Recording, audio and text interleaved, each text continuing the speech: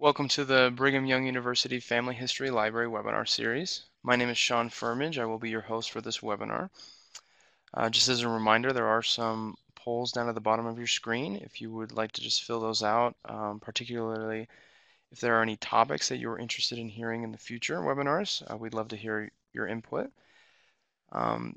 And also, as another reminder, at the end of this webinar, we will be uploading this to YouTube if you'd like to watch it again or to share it with others. You're welcome to do so. And we'll be both on YouTube and Facebook and also uploaded onto our BYU Family History Library website. Today we will be pleased to hear from James Tanner, who will be giving a presentation titled Record Hints, How to Use Them. James has a bachelor's in Spanish and a master's in linguistics from the University of Utah. He received a Juris Doctor degree in law from Arizona State University. He worked for 39 years as an Arizona trial attorney. He previously owned a retail computer business and an Apple Macintosh software company. James has over 35 years of experience in genealogical research and is a blogger for Genealogy Star and the blog Rejoice and Be Exceedingly Glad. He served for 10 years as a missionary at the Mesa, Arizona Family History Library and is currently serving at the BYU Family History Library. He is the co-author or author of over 25 books on genealogical research. He has presented at expos and conferences around the U.S. and Canada. James has 7 children and 33 grandchildren. I'll go ahead and turn the time over to you, James.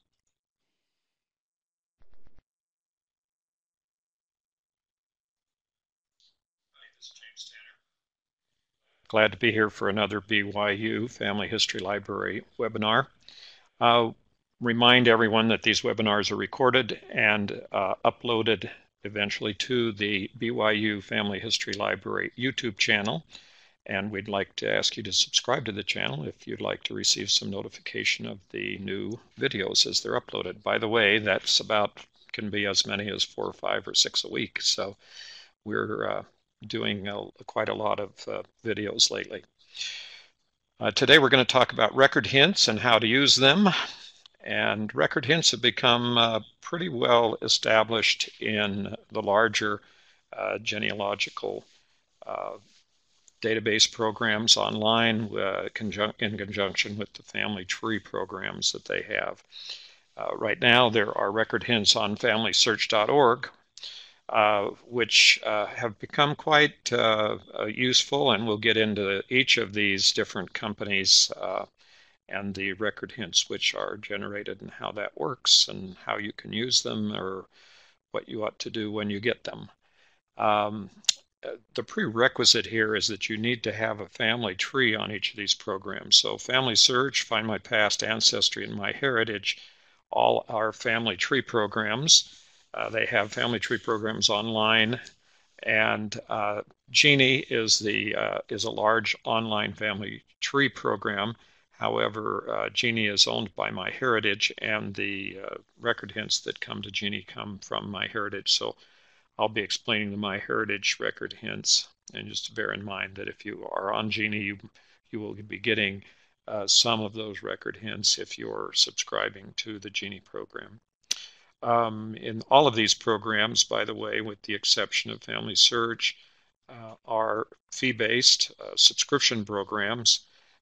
Genie has a free component, but does have some other charges associated with having more of expanded access.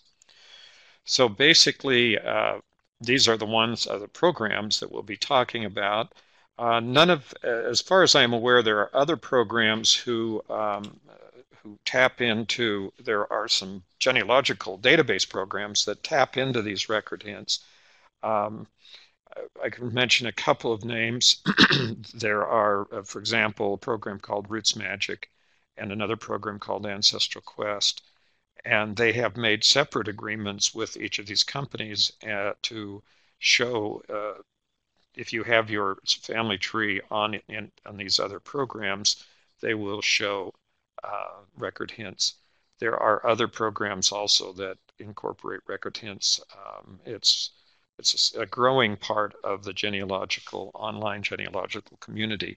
And so it's probably not something that will remain very static, that it will continue to spread as the concept of having automated searches increases. The constraints here are pretty simple. The program that provides this has to have the resources to do that kind of programming, but it also has to have a sufficient base of records in the database to be searched. So Genie, of course, does not have that kind of a database, does not have records separate from the records that are searched by MyHeritage. So there will be some additional incremental expansion of the record hint concept, but only with larger companies that have record hints, have a database of records that they can use for generating record hints. The record hint concept, as far as I can determine, started with shaky green leaves on Ancestry a number of years ago. The shaky green leaves are the little green leaf dots, and when you click on them, they shake, which is why they're called shaky green leaves. Simple. Okay, so basically that was a concept. Now, as it was implemented back when Ancestry started, at that point in time, the search engines, those are the programs that actually do the searching of the records on these big database programs, were not, I guess I can use a sort of a neutral term, overly sophisticated. In fact, if you were given one of these shaky leaves many years ago, this is not the case today, but if you had this experience, say 5 or 6 years ago, maybe 7 or 8, you would probably have looked at the results. Say your person was from, was John Brown from Pennsylvania in 1850. You might get John Brown in South Africa. You might get John Brown in California in 1900. You might get all sorts of things. So most of the people who were using the Ancestry program back there, as far as I could determine from being around people who have used it now for many, many years, we're really kind of skeptical about the utility of this record hinting or shaky leaf technology. Well, that changed. And first of all, I think we need to understand what they are, and then we'll get into what's happening today with record hints from the programs. They are computer search programs that match the people in your family tree with the records in the database of an online website. So if they have a lot of records, then they can have a program that will search through those records and match up the names in those records or the people in those records with the people in your database and give you a record hint. And so, for example, a record hint might be a birth certificate or a census record or a parish register record, anything that may give you additional information about your family. Now, the limitation that I'm talking about that was basically the situation a few years ago was that the searches that were being made were not specific enough, and it was probably mostly a name matching instance program. So if you had a John Smith or a very, very named person in America, there was no particular part of the program that would distinguish that from a John Smith that was anyplace else in the world or another place in the United States. So as time went on, the criteria, the requirements for doing these searches began to become more and more sophisticated. All of the hints, even those that are available today, need to be carefully evaluated. And I'll probably repeat this a few times during the presentation because it's a very important point that if we simply accept a record hint on its face and add it to our family tree and include the information on the record hint, we may be adding children who were born in a wrong country, or even people who are almost obviously unrelated. The record hints are not there's no guarantee that they're going to be correct, no matter how sophisticated the mechanism is. Some of the mechanisms achieve extremely high accuracy, but even that accuracy is not extend over all types of records in all time periods. So we'll get to that too. And many can have a very close match. It might be something that looks on its face very superficially, very accurate and the same person, but the evaluation process still needs to go through because you need to know whether or not that is your ancestor and whether the record is appropriate to be added. Okay, so there are some limitations. We need to address the limitations of those programs. And first of all, they don't necessarily search all of the records on the website. Some do and some don't.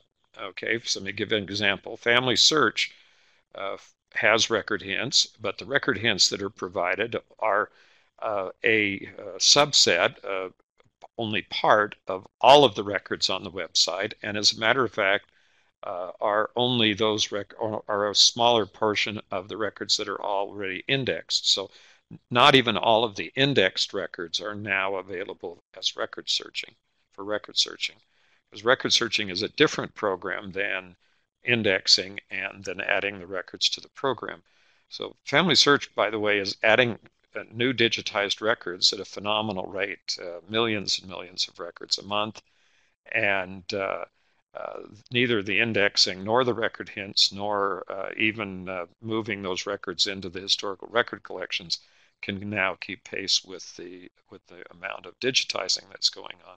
This is not a criticism, it's simply an acknowledgement of the limitation. Now, as time goes on, indexing will continue, digitizing will continue, the number of indexed records is increasing very rapidly, and the number of record hints will increase rapidly. And so incrementally, if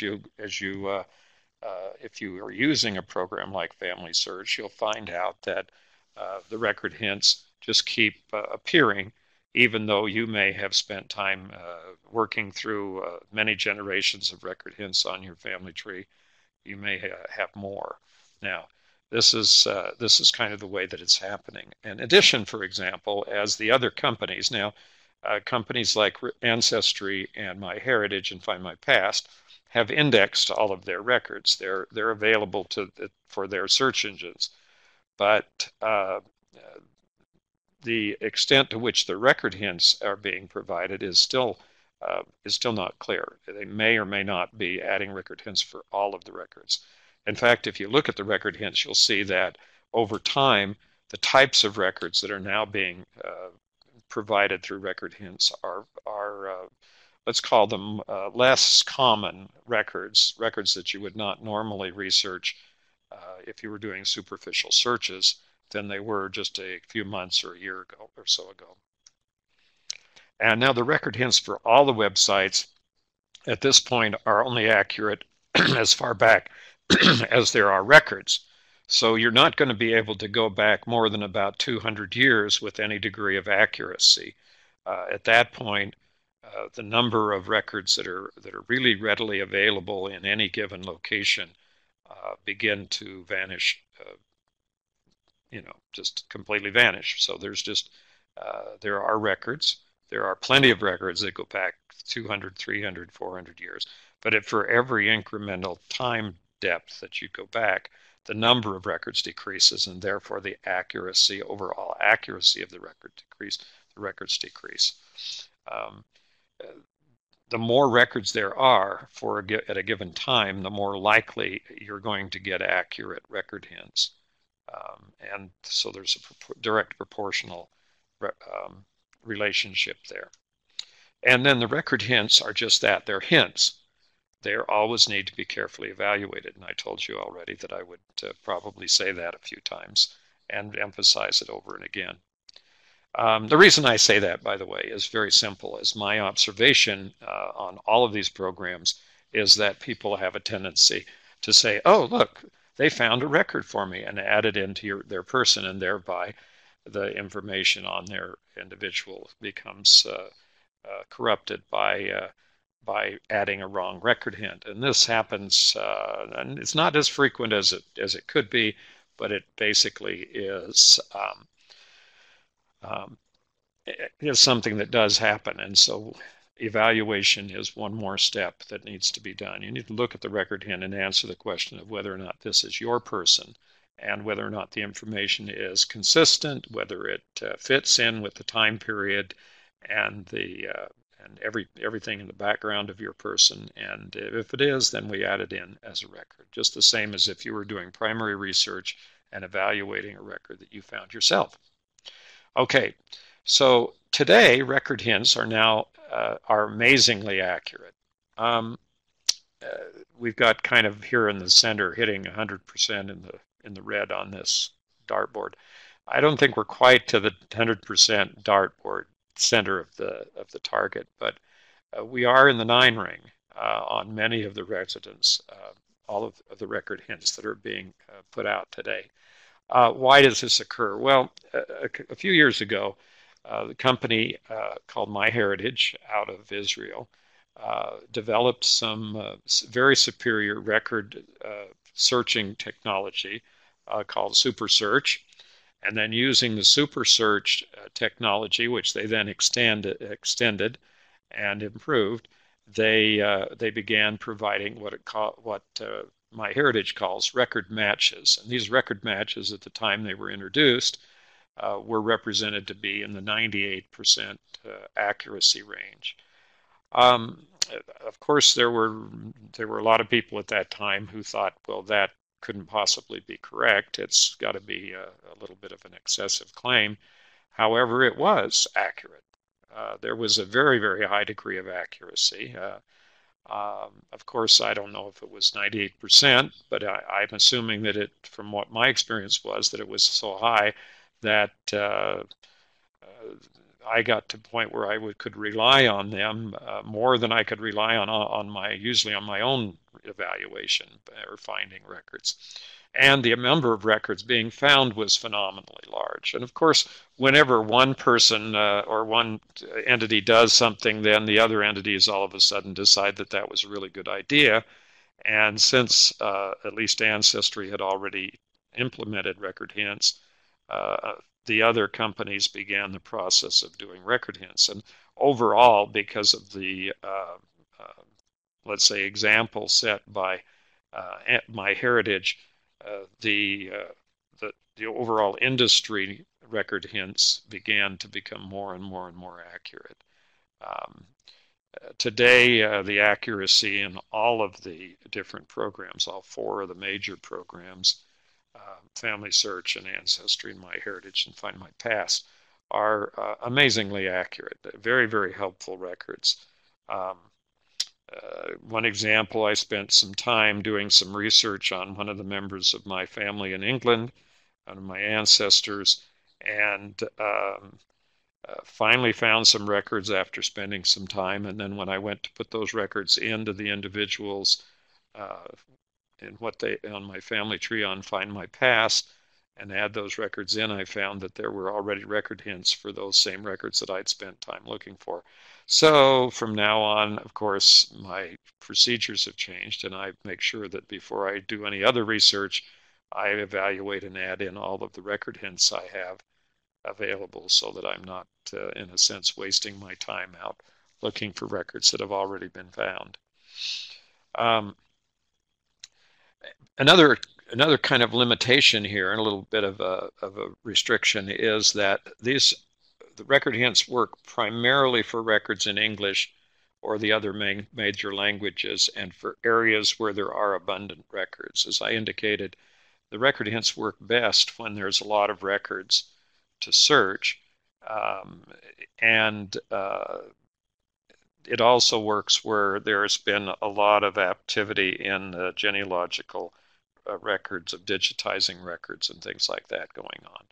So if you have a family that comes from a country where the records have not yet been digitized, or they're not in any of the major companies, then you're probably not going to get some valid record hints, if any at all, for the people in your family tree. And I've also noticed that I get very few record hints, as I mentioned earlier, when I go back in time. Okay, so MyHeritage, and I'm going to kind of start with this for an example. Here's uh, what it looks like. I know you can't read that as well as you could if I could blow up the screen, but um, on my computer I can see that. And what it says right now is that I have over 20,000 source matches. Well, basically I can use this to expand my research in kind of, rather than do busy work, things like crossword puzzles or Sudokus or whatever they are, and all the other things out there. I can add record sources and just do that as a matter of course, and I actually do. I spent some of the time when I'm too tired to do anything else just adding in record sources to my family trees.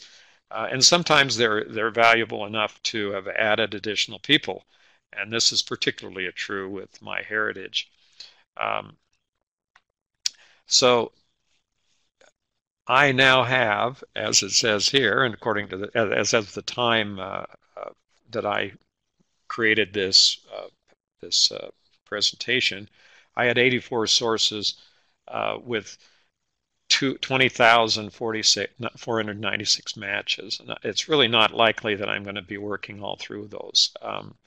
It would be somewhat of a full-time job for me if I was trying to keep up with MyHeritage. Because if I kept doing this, I would keep adding people to my family tree, and I not only would add people to the family tree, then I would get additional record matches faster than I could even work my way through the existing pile. So um, in a sense, there's a little bit of a truce here right now. I work at it and I use it, and I certainly benefit from it, but I'm not in the position presently to go in and try and wipe out that number by adding them all into my existing family tree. That would be kind of an overwhelming job. Now, your results may vary, as they say in the industry. Depending on your family and its origin and the time periods involved and where your people came from, you may not get nearly this number of matches or any at all. It just depends on the records available on MyHeritage. They may not have any records from the country that of origin of your family. Okay, so record hints are converted into sources and citations and then can be attached to the individuals in your family tree. So that's the process there, and all of these companies have an automated way of doing that. In other words, they will let you bring it up and compare the record hint with your current information and make a decision as to whether you want to use the information in the suggested record or whether you want to keep the information that you already have. Here's an example from MyHeritage again, where we review the match. In this case, I have an ancestor by the name of John Joshua Tanner, and I find that this person that MyHeritage found this person in a book called Pioneers and Prominent Men of Utah of 1913. Okay, so here's an interesting thing. There is no conceivable way in what I'm doing right now in genealogy. It would be almost not impossible, but very, very unlikely that I would look for this ancestor in this book or this source. In other words, I'm very unlikely to do a search for John Joshua Tanner's genealogy and in a way that would produce this book, Pioneers and Prominent Men of Utah. Now, why is that? Well, because in any kind of search that I would do, if I were doing a manual search, meaning putting in the names into the search fields and asking the program to go find this person, the other records that were for this individual would be found much more easily and quickly than this book. That was published back in 1913.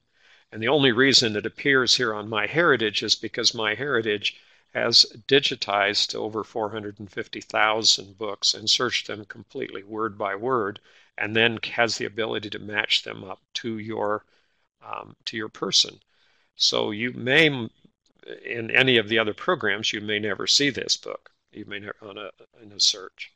And so this is the kind of thing where, uh, and it's also I'm giving this example to show that there is some logic in having your family tree on all of these programs so that you can benefit from all of their records and all of the record hints that are being generated individually by these various programs.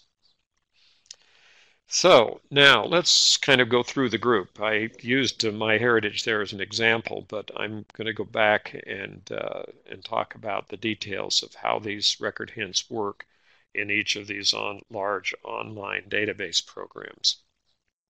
So first of all, here's FamilySearch, FamilySearch.org. By the way, this is a free program. It has a unified family tree. You can put your family tree information up into the family tree, which is one family tree, and everyone basically shares in the entries that are there.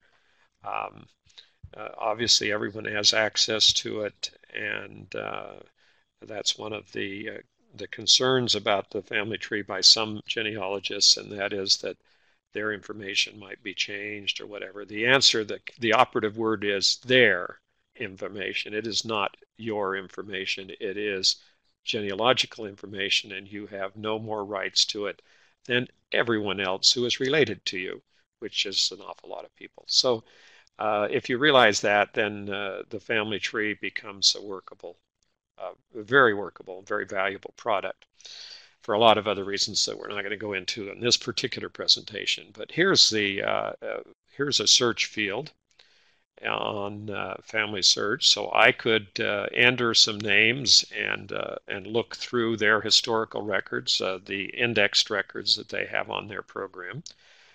But if I wanted to be more efficient, I could simply wait until they had provided me with some record hints.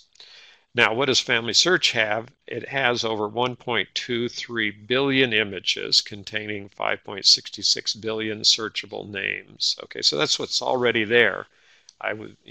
When I mentioned that only a portion of the program had been indexed and that only a portion of that was available for record hinting, that is still an almost overwhelmingly large number of records. It's not like you're getting shortchanged here at all on FamilySearch. And this is a free website, by the way. It's the one of all four, the only one that is just totally free. Okay, so then there are an average of 488 million new names being indexed each year. So almost 500 million new names come in every year that are indexed. So as this happens, by the way, and as those records are added, when they're added almost daily, many times during the week, and as they're added, then there also creates a larger pool of records from which the record hints can be generated. So you can see what I was saying earlier, that as records have been added to it, then automatically we get more information supplied to us through these automated record hints. So now they have, and in the program itself, there are 700, well, this is for how many they had when this particular presentation was made, but there were about 737 million sources already listed for individuals in the family tree. Now, one of the criteria that could be used and is used, as I suppose, by at least some of these companies, is to see how many sources have already been added to an individual who's already related or in that family. So for example, if you add a record to one of the parents in the family, and then the program through a record hint could see that and look at that record and from that record may create an ability to add additional record hints to the children in the family or some other person who was related, a brother, a sibling, a brother or sister, whoever, to the parent. So considering all of that information, and in fact going back many generations, is the key of how is one key and one possible way that MyHeritage has uh, extended their the record hinting record match program that they have to be so accurate. The more you look at families as a pattern, meaning you're looking at each not as an individual, but as part of a family that creates a pattern, then that pattern is easier for a computer to find. And and it also helps you, by the way, if you do that, to see whether or not the information that you're finding fits within that pattern. And that's what you're saying. When I say there's a pattern is created when you have the spouses identified with their dates and places of events, and then the children and the grandparents and the grandchildren and the great grandparents and so forth, parents and all of those people together form a pattern.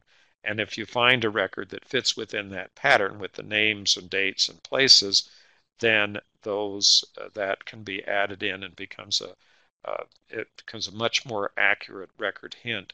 So that's in essence kind of a shorthand way of explaining how the program works. Now, obviously, it doesn't work exactly that way because that's the way we would work with our minds, but technically what it's doing is creating a program that makes those matches and those decisions. Okay, so here's the family tree program. It's called FamilySearch.org Family Tree.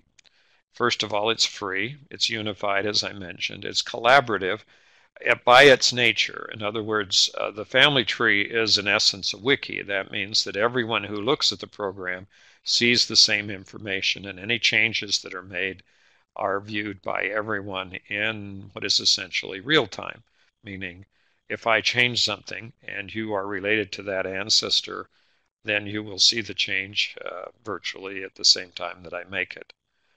Because you'll be able to see it. There may be a time lag of a few seconds at the best, depending on the data stream and how fast your connection is to the internet, etc. But by that nature, it's by that for that reason it is by its nature collaborative. It is not a question that you decide whether you want to share your information on the family tree. It is automatically shared the second it is put online. So there you go. It's also lineage linked, which means there's a vast family tree here linking everyone together. This has given rise to kind of a secondary industry, by the way, in the genealogy community of people who are calculating your relationship to various people in the family tree. So it's because everybody's there. Everybody's in the same tree. So if you happen to be related to a former president of the United States, or if at least if you could have a calculated relationship, then there are programs like Relative Finder that will let you calculate those relationships. They all depend on the accuracy of the family tree, however, which in this case is not necessarily as accurate as it could be back if as many generations as they would have to go to link you with President Lincoln or President Washington or somebody. And there are approximately 22 million users of the family tree. Now, all of these things are reasons for understanding why you would want to have your family house share in the family tree on FamilySearch. And as I go through this with the other programs, it's the same qualifying issues. In other words, what I'm saying is that you would want to have your family tree on here because A, they have these record hints. B, it's huge, collaborative. And what is that? What's the benefit to you? Well, your benefit is that you aren't going to be doing the same research over and over again. If you have your tree on your own program on your own computer and haven't shared it, then chances are very, very good that one of your relatives, even distant relatives, has perhaps done the same work.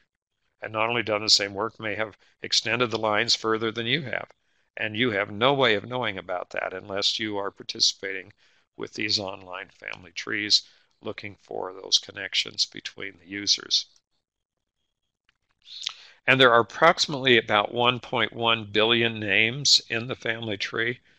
Um, Actually, that number dropped recently because they got rid of a lot of the duplicates, but it's now building back up, and I'm sure that it's a little bit larger than it was then.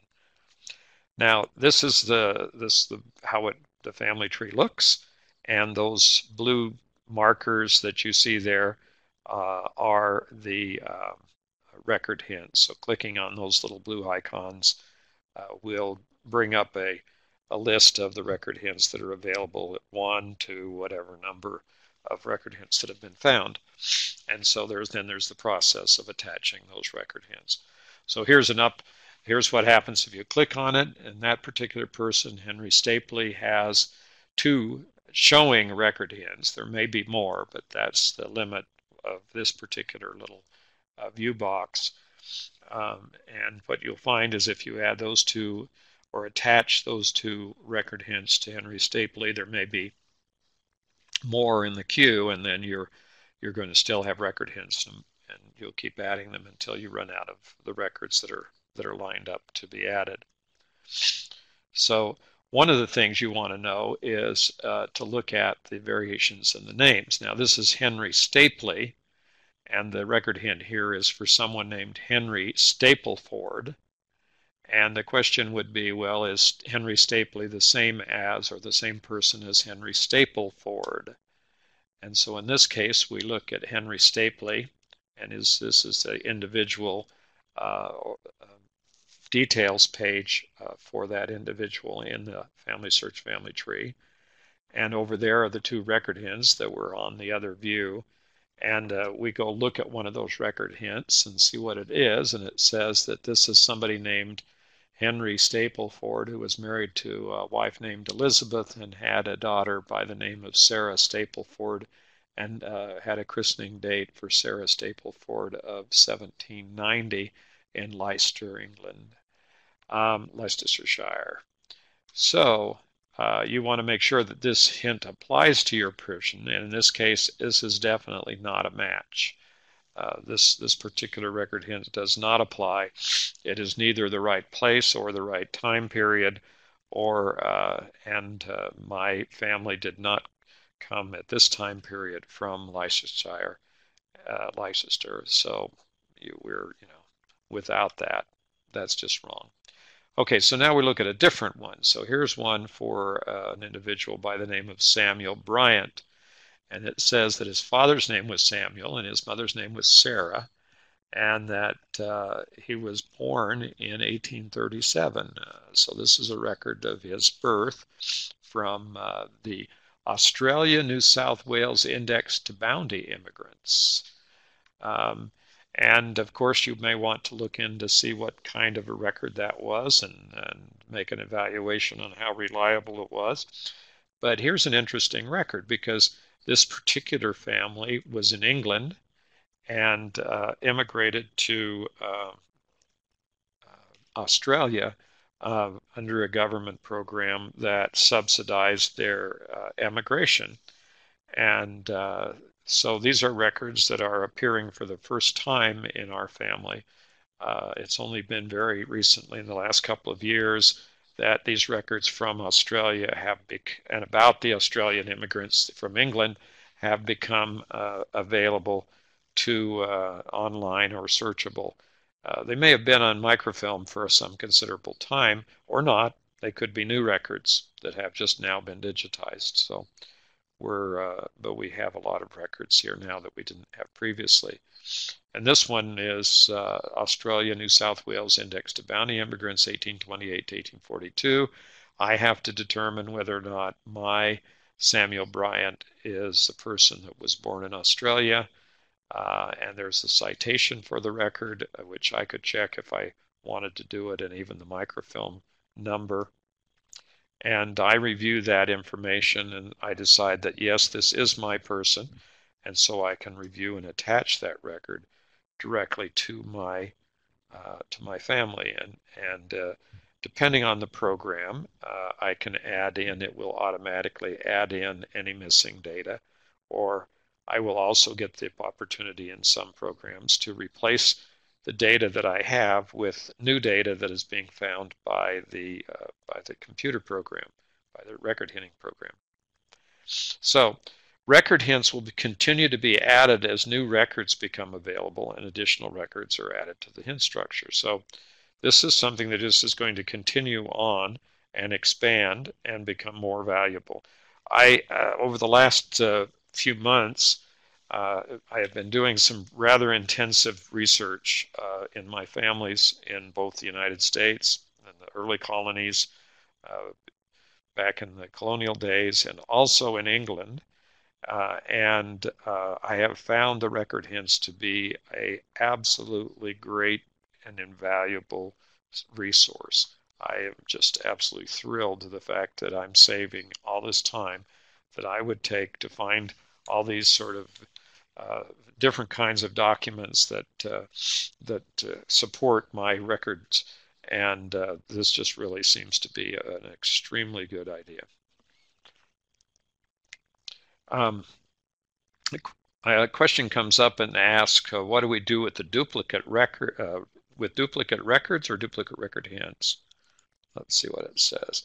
With duplicate hints, well, it depends on the program. In FamilySearch, the idea is to add all these record hints, because if you reject or say or delete or deny the record hint, you're actually telling the computer that the computer was wrong, and so it will no longer be as accurate as it could be. And so by adding them all in, it may offend some people's sort of, whatever you want to call it, socially acquired problems of what we call tidiness. But if it becomes a problem with you, you can always detach an actual duplicate record if it is a duplicate. A lot of times, though, you'll find out that what appears to be a duplicate is not really a duplicate. It's actually a record from a different source that has the same content. So you have to be careful not to be too picky about adding in all these sources, record hints, because they can be very valuable to have additional record sources for the same information.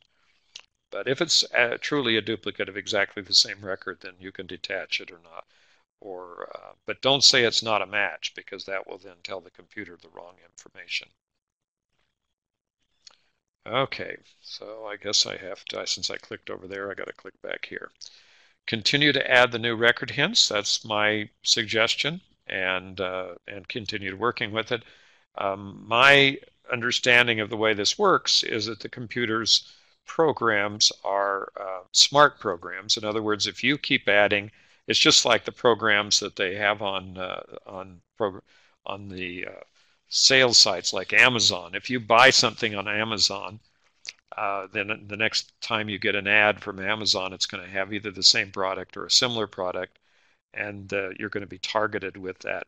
Well, here the record hints can use that same technology. If you say this record hint is good, and that confirms that that's where that person lived and the time period, then you'll start receiving more accurate records. So this is a program where the more you do record hints, the more accurate those record hints are going to be and the more valuable they will be to you.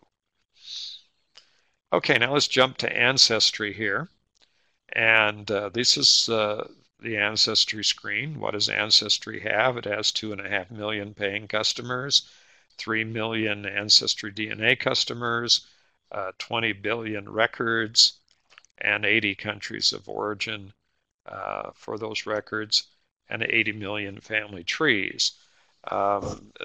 Obviously a very, very large company with a huge database of records that can be used to help your grow your family and do help you with your research.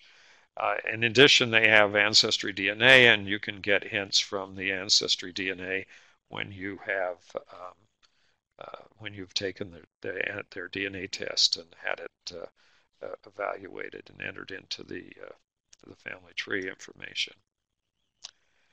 So this is what the family tree looks like on Ancestry, and those little green leaves in the upper right-hand corner of the icons there are the blocks, are the hints. In this case, Joshua Tanner has 5 Ancestry hints. Okay, so now we look at Joshua Tanner and we see that he has this list of hints, these 5 hints. And we go down through the list of the hints and we see that he died in 1807, so he could not have been a U.S. Civil War prisoner of war record. He couldn't have been fighting in the Civil War if he died in 1807. So that one we will ignore. The next one is also a Civil War record, which we will ignore. And the third one is a Union and Confederate Armies record, which we will ignore. Now we're down to a New York tax assessment record. And here's the record. And so the question then comes up when you click on that, is Joshua Tanner the one that's in your tree? And this is correct. It is. There's his residence, 1799 in Argyle, Washington County, New York. So now we can add that record. We can also look at the original record and see whether we agree that this is a record of our family. We may even find additional information on that record about other family members who were not part of the record hint. So we need to look at this stuff pretty carefully and evaluate it. And the answer is yes, this is my family member. And the complicated part is making sure that the record applies to your ancestor. Because there were 3 out of 4 of those record hints that did not apply to my ancestor. Okay, so now we're kind of moving on to MyHeritage. MyHeritage, this is their startup screen. And they have 88 plus million users, 88 million users. If you compare that to the users in the other programs, you'll begin to see perhaps why I mention MyHeritage quite frequently and when I'm discussing these programs online. And they're in 196 countries, and actually they have users in every country of the world right now. And they have 2.6 billion profiles. That's how many people are in the family tree programs on MyHeritage. And they're 7.5 billion historical records. They're adding historical records very, very, very consistently, and I'm sure that number has gone up by a couple of 100 million since I put together this presentation. And they have 35 plus million family trees. So there's a really big base for creating record matches and for letting you find records that apply. Let them find for you records that apply to your family tree in the program. So let's look at it. The record matches show up. The numbers show up with a link on your startup page. And in this case, they also show up on your family tree itself. So here's a picture of a couple of my ancestors, my paternal grandparents, and little brown icons there on the little pictures of the people are the links to the record matches. The green icon above that is to smart matches. That's where MyHeritage matches you out to related individuals who share people on their family trees with you or with your family trees. That's how you get to know who all your relatives are. Okay, so now we look at the matches, and they're a list by source, or you can have them listed by individual. There are a number of filters here that make the list manageable. And I look at one of them called a compilation of published sources. I mentioned this a moment ago, where they have digitized over 450,000 books and searched through the entire contents of those books for information about your family. And so here we have a book that is listed with some information about one of my ancestors. But you still need to make sure that the record applies to your ancestor relative. This is the evaluation part that I've mentioned. And I scroll through all the hints until I find something I'm interested in. So there might not be any hints that I really need or want to spend the time with right now. Now here we're back to John Joshua. In this case, we're back to this prominent and pioneers and prominent men of Utah book published back in 1913. And then I can review this match. So now I'm going to review the match, and what it's going to do is put the information that I have about my ancestor relative on the left-hand side of the screen, and provide me with information from the record that it has found. In this case, the entire page of that record is reproduced. And down at the bottom is a whole bunch of additional information showing the OCR record, meaning the optical character recognition record of that particular item, so you can tell if the OCR recognition was correct.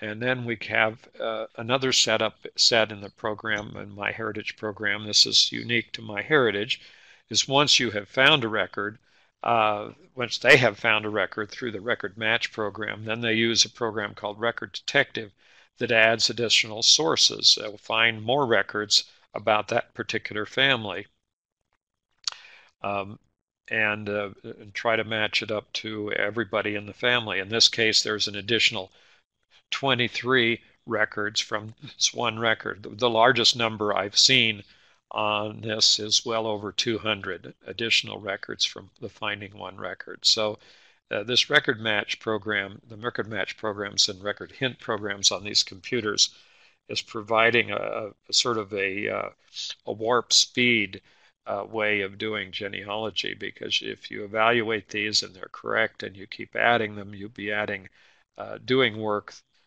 that's provided for you essentially automatically that would have taken many, many hours and days and weeks and months to do with you initiating the searches and trying to find all this information. So you get what's out of MyHeritage, you get what is a seemingly unending record matches. Now, once again, your results may vary. I happen to have a very large family who were in the United States or America very early. A lot of records available, and for that reason, I'm going to find a lot of record matches. If your family was a recent immigrant from a country with few records online, you may not have any record matches at all. Because they just don't happen to have records from your particular country. Here we are to Find My Past. Now, Find My Past is out of England. I might note here that one of the record sets that they're going to be searching very quickly in the not probably beginning now are the Catholic diocese records from New York, Philadelphia, and Baltimore. These are records in the United States, even though this company is known for its records out of Great Britain. These Catholic records from the United States have never been available to search by genealogists online previously. These are brand new, millions of these records for the early Catholics in the colonies in America, back in the United States as well back. These go clear back at colonial times, and so this is a fabulous record set that's being digitized and indexed by Find My Past. Okay, well, so they're going to use that to provide you with record hints. First of all, they have parish records, including 40 million baptism, marriage, and burials from England and Wales dating back to 1538. And then they have over 1 billion records from the British Isles. By the way, that 1538 date is significant because that's when Henry VIII ordered that parish records be kept. There aren't any significant records before that date. Period. Okay, so that's just an added interest thing. But like I said, as you go back in time, pretty soon the records are going to disappear. So it's kind of a diminishing value there. and they add over 30 million records in the they've added over 30 million records in the last year, and they send me an email message every week telling me how many hundreds of thousands or millions of records they've added. And so this is a very aggressively growing company out of England. Actually, it's owned by a Scottish publishing company called DC Thomson, so limited. So you have records from Australia, New Zealand, the Pacific Islands, and Papua New Guinea. So if you happen to have any Papua New Guinea people in your line, this is the program for you.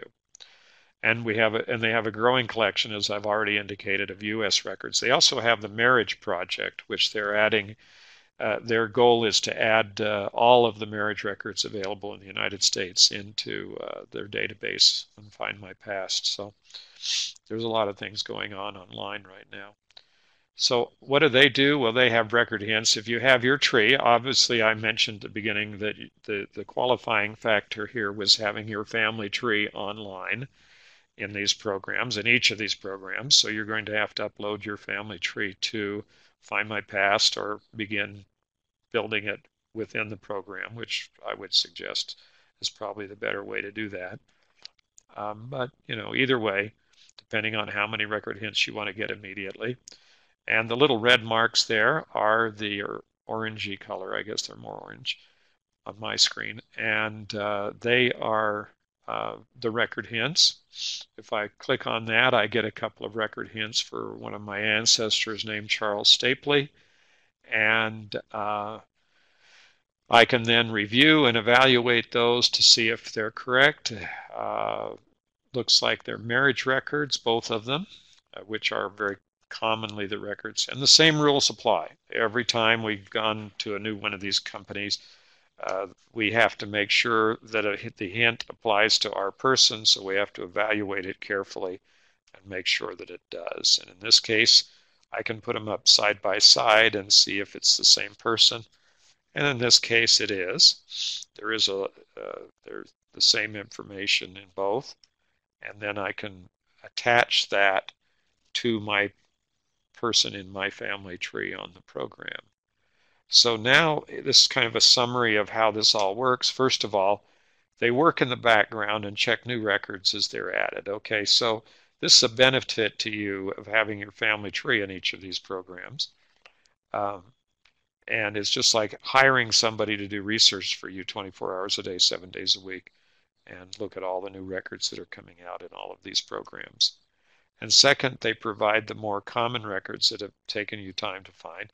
I spent a great deal of time looking up U.S. Census records for one of my families, my great-grandfather, who had 17 children, 2 wives, basically looked up the federal census records for each of the children, their spouses, and during each time of the time frame of their life. It was like a 2-month project. It took me weeks of work to get that done. And I basically now I would just sit there and click on record hints and add all those records to people. It may provide records that you'd never have thought to search for. This would be the case with that prominent pioneers and prominent men of Utah. I know about the book, but I haven't really gotten into it, and I may never get into it. But when I get a record in, I'm more than happy to attach the source to my person and look at the information that's provided. And once again, all of the record hints, no matter where they come from, need to be evaluated. And thanks for watching. Anyone have any questions?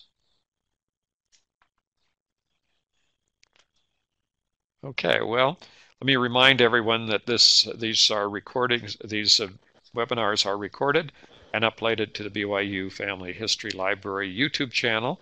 It's on youtube.com, and you can put in BYU Family History Library, and then you are invited to subscribe. Thank you, Sean. All right, thank you so much, James. If anybody else is interested in inserting their input on whether or not we should do specific topics next month that you guys suggest, we have that pulled down at the bottom. And then again, we thank you for attending this webinar today. And we hope to see you next week for our several sessions that we have going on our calendar. All right, thank you.